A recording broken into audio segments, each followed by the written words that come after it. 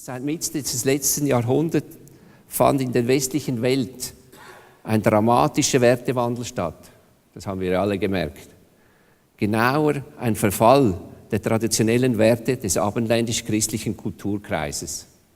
Die Gewaltmusik ist der eigentliche Initiator und Motor des Werteverfalls. Sie ist hauptverantwortlich für den Anstieg der Kriminalität im Allgemeinen. Da Musik Emotionen überträgt, ist es das wirkungsvollste Mittel der Manipulation. Texte werden von Hörern oft falsch interpretiert. Dabei spielt der musikalische Ausdruck die wesentliche Rolle. Gewaltmusik ist über ihre unmittelbare Wirkung hinaus im Gehirn mit konjunktiven Schemata wie Sex, Gewalt, Drogen, Rebellion und Kriminalität verknüpft. Gewaltmusik wirkt durch Rhythmus, den Beat. Die permanenten Impulse fördern die Erzeugung von Trance. Auf viele Hörer wirken sie sexuell stimulierend. Der Beat symbolisiert Gewalt, indem er die Geräusche von Schlägen, Schüssen und Explosionen imitiert. Die Klangverzerrungen, die in geräuschhafte gehende Verzerrung von Klängen, elektrisch oder natürlich, wird mit Krankheit, Schmerz, Hass, Aggression, Hässlichkeit, Schmutz assoziiert. Den Ausdruck der Stimme, der Emotionen direkt vermittelt. Hohe Lautstärke ist zudem ein Ausdruck von Aggression. Infraschall, das haben sicher schon viele von Ihnen gespürt, das ist dieser heftige Bass, der körperlich empfunden wird, wirkt als sexuell anregend. Wer Gewaltmusik bevorzugt, ist geistig weniger leistungsfähig, nimmt eher Drogen, wird eher straffällig, ist aggressiv, feindselig, ist weniger hilfsbereit, ist sexuell aktiver und ist psychotisch. Gewaltmusik wirkt ähnlich wie eine substanzielle Droge. Sie kann den Zuhörer in Trance versetzen und psychisch abhängig machen. Und das sieht man genau bei diesen Menschen. Die gehen an alle Rockkonzerte, die sind total, die müssen das Abendhalten haben. Das ist eine Sucht.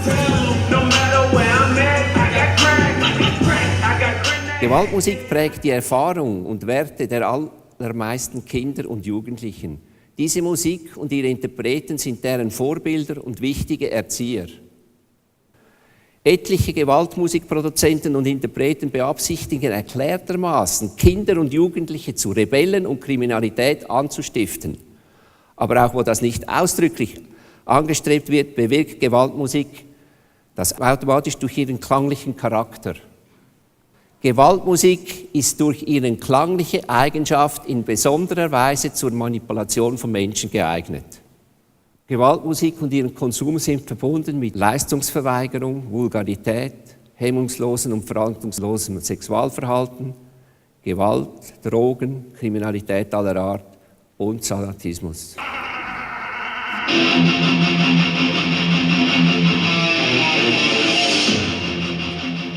Gewaltmusik ist für ihre höhere Lebensstil und Ideologie, hat teilweise sogar den Stellenwert einer Religion. Do What You Will, Aleister Crowley.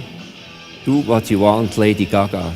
Das ist ja eine der kommerziell am meisten gepushten und die arbeiten mit diesen satanischen Sachen. Es ist immer wichtig, dass wir uns wieder daran erinnern, dass diese Harmonie, die uns die Natur vermittelt, so wichtig ist, dass wir diese Naturharmonie haben. Und das haben diese Menschen verloren. Es ist eine Starre in mir und auch hier im Saal, dass es wieder zum Fließen kommt.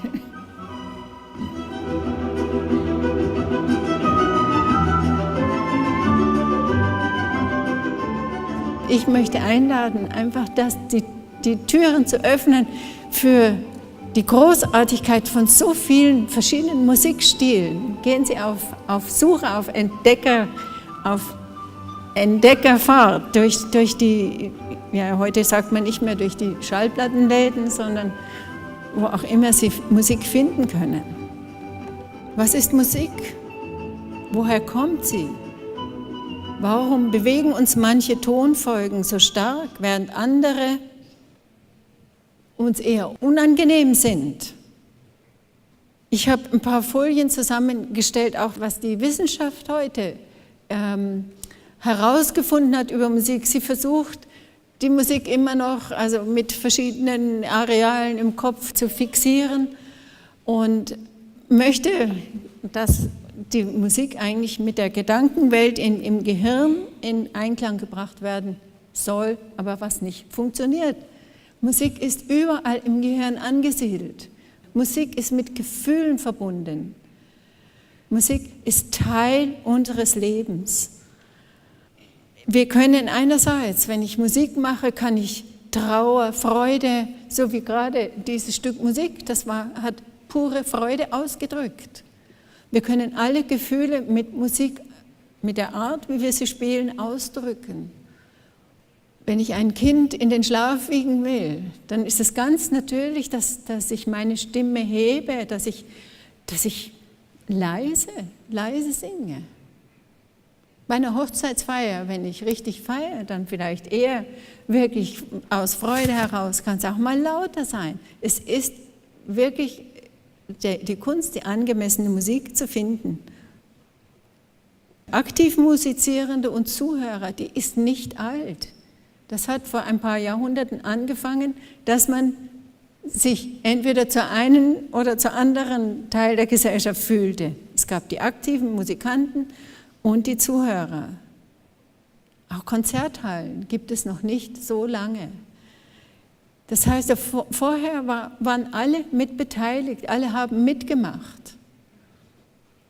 Es gibt einen japanischen Forscher, der hat Wasserkristalle untersucht und hat die Kristalle einmal bespielt mit Mozart-Symphonie und einmal mit Musik, so ähnlich wie wir das gerade gehört haben.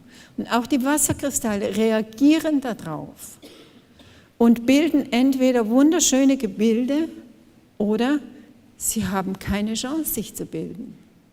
Und wenn wir dann noch mit einbeziehen, dass unsere Körper aus, weiß nicht wie viel Prozent Wasser bestehen, dann können wir uns vorstellen, was diese Musik oder vorhin dieser kurze Ausschnitt dieser Negativmusik, sage ich mal, was das auf unsere Körper macht und dass unsere Körper, das Wasser in unseren Körpern buchstäblich auch sich nicht mehr formt, sondern einfach zusammenbricht und dann eher so ausschaut. Musik macht wunderbare Gedankenformen. Wenn ich ein Musikstück anfange und es sich entwickeln lässt bis zum Ende, dann entsteht eine Form. Und ich habe das mal ganz, ganz extrem zum ersten Mal erlebt, da wusste ich noch nichts davon, dass es sowas gibt.